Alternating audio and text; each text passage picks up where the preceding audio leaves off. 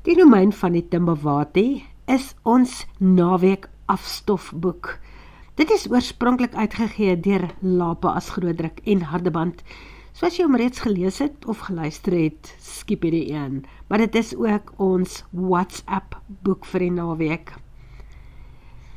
Dit is die eerste van 'n hele paar van my boeke wat daar in die omgewing van die Klaserie en Timbawati afspeel, of die groter Kreur, soos wat die omgewing deesdae bekend staan. Jy ontmoet ook vir die eerste keer vir Luca Willemse in hierdie boek. Dr. Hein Keizer, eienaar van die groot 5 plaas in die Timbawati, voer 'n rou Italianer, Stefano Bettini, in om die bosplaas in Dloffenmatlapa te kom bestuur, nadat hy sy hartomleiding operasie gehad het.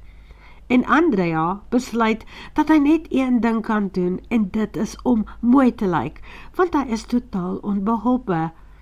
Hy praat volgens haar nie eens Afrikaans nie, en verstaan niks van die Afrikabos nie.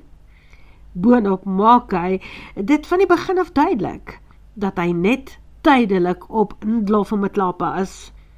Hoe verduidelik sy dit later aan haar simpel hart, wat soos 'n slap jelly aan die dril gaan, as die man net naby haar verbystap.